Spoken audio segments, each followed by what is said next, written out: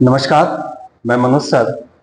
Purvanchal career classes के online platform पे आप सभी का स्वागत है। आज मैं फिर एक नए टॉपिक के साथ उपस्थित हुआ हूं और ये जो नया टॉपिक है वह सीटेट के सिलेबस के अकॉर्डिंग ही है और मैं जितनी भी क्लासें लूंगा सब आपको सीटेट सिलेबस के अकॉर्डिंग ही चलेगा, क्योंकि अभी सीटेट का प्रोसेस चल रहा है। तो आज हम शुरू करते हैं मुस्लिम शिक्षा, है ना। बहुत ही इंपॉर्टेंट टॉपिक है मुस्लिम शिक्षा। यानी ये जो मुस्लिम शिक्षा है, मध्यकालीन शिक्षा की बात हम कर रहे हैं। मध्यकालीन शिक्षा, मुस्लिम शिक्षा। मुस्लिम शिक्षा देखिए, बौद्ध शिक्षा, वैदिक शिक्षा जो हमने पढ़ी थी, बौद्ध शिक्षा पढ़ी थी, इसके बाद हम मुस्लिम शिक्षा पे बात करते हैं। मुस्लिम शिक्षा चूंकि यह मध्यकालीन शिक्षा व्यवस्था से मिलता जुलता शिक्षा व्यवस्था है, और मध्यकालीन शिक्षा व्यवस्था में जब हम बात करते हैं कि इसमें भाषा क्या थी, लैंग्वेज की बात किया जाए, तो ये सभी को पता होगा कि इसकी जो भाषा थी वह कई रूपों में देखी गई। जैसे पहले अरबी का प्रचलन हुआ, यानी सबसे पहले शुरुआती भाषा अरबी देखा गया, फिर फारसी देखा गया, और फिर जो है उर्दू, जो आज मुस्लिम शिक्षा का सबसे प्रमुख और सबसे प्रथम भाषा के रूप में मान्यता प्राप्त हुई, उर्दू। ठीक है, तो भाषा के रूप में अरबी, फारसी, देन उर्दू का प्रचलन हुआ, और उर्दू बहुत तेजी से लोगों में फैला और आज सबसे पहली भाषा के रूप में देखने को मिला। अगर हम इसके उम्र की बात करें तो जो मुस्लिम शिक्षा है, इसके प्रवेश की जो उम्र है वह 444 के नाम से जानी जाती है। यानी 444, 4 वर्ष 4 माह 4 दिन, यह इसके प्रवेश की एक उम्र थी कि बच्चा 4 वर्ष 4 माह और 4 दिन का होता था, तब उसे हम विद्यालय में प्रवेश दिलाते थे।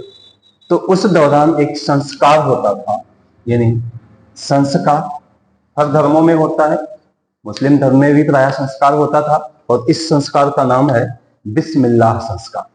बिस्मिल्लाह संस्कार में होता क्या था? बिस्मिल्लाह संस्कार में छात्र अपने धर्म गुरु के समक्ष उपस्थित होता था। धर्म गुरु यानी उसके जो शिक्षक थे। अब शिक्षक की अगर हम बात कर लें इसी समय, तो शिक्षक कौन थे? मौलवी थे, मौलाना थे। यानी मौलवी और मौलाना के समक्ष हुआ उपस्थित होता था।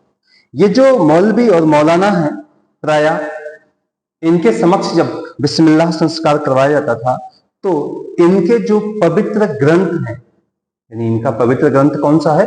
कुरान। यानी कुरान इनका पवित्र ग्रंथ है। इस कुरान से कुछ आयत बच्चे को कहलवाया जाता था, रटवाया जाता था, दोहरवाया जाता था, और बच्चा उस आयत, यानी वही चीजें जो हमारे धर्म में मंत्र होता था, वही आज इनमें आयत के रूप में देखा जाता है कि आयत को बच्चा कहता था, बोलता था। इसके बाद फिर उसे प्रवेश दे दिया जाता। प्रवेश जो होता था वह केंद्र क्या था उसका? यानी जहां पे शिक्षा प्राप्त करनी होती थी, वह केंद्र उसका था स्कूल, जिसको हम कहते थे मकतब और मदरसा। यानी बच्चा जहां शिक्षा प्राप्त करता था वह मकतब और मदरसा के नाम से जाना जाता है। आज भी प्रायः प्रचलन है इसका कि बच्चा जहां भी शिक्षा प्राप्त करता है उसे मकतब और मदरसा के नाम से जाना जाता था। मकतब प्राथमिक शिक्षा का केंद्र माना जाता था, यानी ये जो मकतब है ये प्राथमिक शिक्षा का केंद्र होता था, और ये जो मदरसा है यह मदरसा उच्च शिक्षा का केंद्र माना जाता था, जिसे आज खानकाह के रूप में भी जाना जाता है कि मदरसा या खानकाह। तो ये दोनों उच्च शिक्षा के केंद्र के रूप में जाने जाते थे। दोस्तों, ये जो मकतब और मदरसा होता था, प्रायः हम मकतब की अगर बात करें जिसको प्राथमिक शिक्षा का केंद्र कहा जाता था, तो ये मकतब प्रायः मस्जिदों से सटा होता था। मस्जिदों से सटा होने का एक रीजन था कि बच्चे, यानी इस धर्म में सबसे प्रमुख बातें नमाज पढ़ना होता था। तो यदि ये मदरसा मस्जिद से सटा होगा तो बच्चे सभी वक्त के नमाज आसानी से पढ़ लिया करेंगे। ठीक है, तो मकतब और मदरसा प्रायः शिक्षा का केंद्र होता था। इसके बाद जो कुरान की हम थोड़ी सी जिक्र कर लें, क्योंकि कुरान शब्द बहुत ही महत्वपूर्ण शब्द है मुस्लिम शिक्षा के लिए, मुस्लिम धर्म के लिए।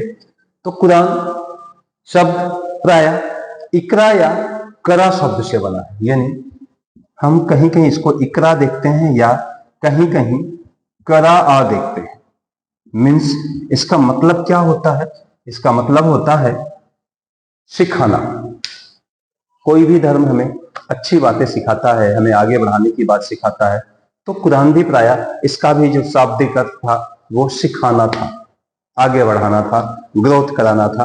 तो इस तरह से जो है प्राय वह कुरान के या पवित्र ग्रंथ के आधार पर वह बच्चा सीखता था। ठीक है।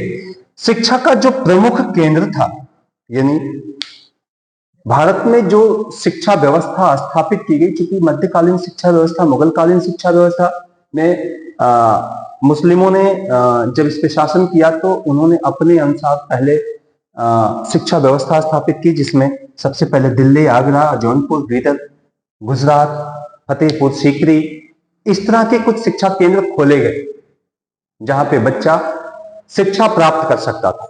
दिल्ली, आगरा, जौनपुर, बीदर, गुजरात, फतेहपुर सीकरी ये शिक्षा के केंद्र हुआ करते थे। और यही मैं बता दूं कि जो सबसे पहले अगर हम बात करें तो सबसे पहले जो मदरसा खोला गया, पहला मदरसा अगर हम कहें मुस्लिम शिक्षा का पहला मदरसा, तो वो कहां खोला गया था? कलकत्ता में। यानी कलकत्ता में पहला मदरसा खोला गया था। और कब खोला गया था ये भी आपको जानकारी होनी चाहिए। किसी को अगर जानकारी है तो वो बताए। पहला मदरसा कलकत्ता में जो खोला गया था वो कब खोला गया था? 1781 ईस्वी में वारेन हेस्टिंग्स के